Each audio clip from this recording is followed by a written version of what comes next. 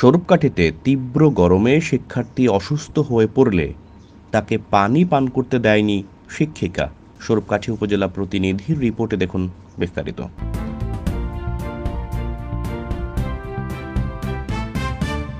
স্বরূপকাঠিতে তীব্র গরমে তানজিলা নামে অষ্টম শ্রেণীর এক শিক্ষার্থী স্বাস্থ্য সুরক্ষা ক্লাসে অসুস্থ হয়ে পড়লে পানি পান করতে দেয়নি সহকারী শিক্ষিকা রীতা রানী মৃধা। শনিবার দুপুরে উপজেলার স্বরূপকাঠি বালিকা মাধ্যমিক বিদ্যালয়ে এ ঘটনা ঘটেছে। তানজিলা আক্তার গরমে ক্লাসের ভেতরে মাথা ঘুরিয়ে অসুস্থ হয়ে পড়ে।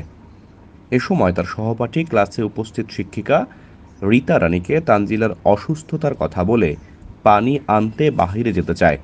শিক্ষিকা তানজিলার অসুস্থতার কথা শুনেও জবাবে তিনি বলেন, ঘন ঘন বাহিরে যাওয়া যাবে না, এখন বাইরে যাওয়ার দরকার নেই, দুই একটা মরে যদি মরুক, দু চারটা মরলে কিছুই হবে না। অসুস্থ শিক্ষার্থী তানজিলা অভিযোগ করে জানায়, ওই দিন দুপুরে সে ক্লাসে ছিল, এমন সময় গরমে মাথা ঘুরিয়ে অসুস্থ হয়ে পড়ে। এ সময় পানি পান করার জন্য পাশের সহপাঠীকে বাহির থেকে পানি আনতে বলে। ওই সহপাঠী ক্লাসে উপস্থিত শিক্ষিকা রীতা রানী মৃধাকে তানজিলার অসুস্থতার কথা বলে অনুমতি নিয়ে বাহিরে যেতে চায়। রীতা রানী তাকে বাহিরে যেতে না দিয়ে বলেন, পানি আনার দরকার নেই, মরে যদি মরুক, ওরকম দু চারটা মরলে কিছুই হবে না। রীতা ম্যাডাম আমার ক্লাসে ছিল, আমার মাথা ঘুরেছে, আমি ওই টাইমে আমার বান্ধবীরে বলছি যে আমার একটু পানি এনে দেবো। তারাই ম্যাডামের ম্যাডামে বলছে যে পানি আমার ম্যাম আমি একটু পানি খেয়েছি, তানজিলের মাথা ঘুরায় ওর পানি খেয়েবে। ম্যাডাম বলছে একটা বোতলে পানি এনে রাখবি। আমি বারবার পানি এনতে যাই দিব না, একটা মরলে মরুক, একটা দুইটা মরলে মরুক, ওতে আমার কিছু আসে যায় না। পরে তানজিলা আরও অসুস্থ হয়ে পড়লে ক্লাসের আয়া তাকে ধরে লাইব্রেরিতে নিয়ে বসিয়ে মাথায় পানি দেয়া সহ পানি খাইয়ে একটু সুস্থ করার চেষ্টা করে। তার পিতা খবর পেয়ে ছুটে এসে তানজিলাকে হাসপাতালে নিয়ে যায় এবং তাকে অক্সিজেন সহ ইনজেকশন দেওয়ার পরে সুস্থ হয়ে বাসায় ফিরে যায়। তানজিলার পিতা মোখলেসুর রহমান লালন অভিযোগ করে বলেন, তার মেয়ে ক্লাস চলাকালীন সময়ে অসুস্থ হয়ে পড়ে।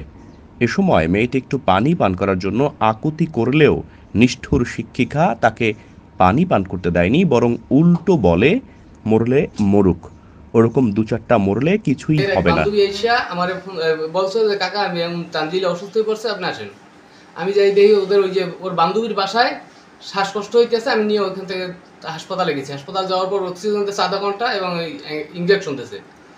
পরে একটু মোটামুটি সুস্থ হওয়ার পরে আমি ওদের কাছে জিজ্ঞেস করছি, ওরা বলছে যে স্কুলে অসুস্থ হয়ে পড়ছে।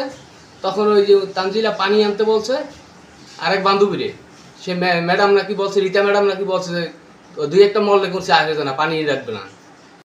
পরে মেয়ের বান্ধবীর মাধ্যমে খবর পেয়ে মেয়েকে নিয়ে নেসারাবাদ উপজেলা হাসপাতালে নিয়ে চিকিৎসা করেছি।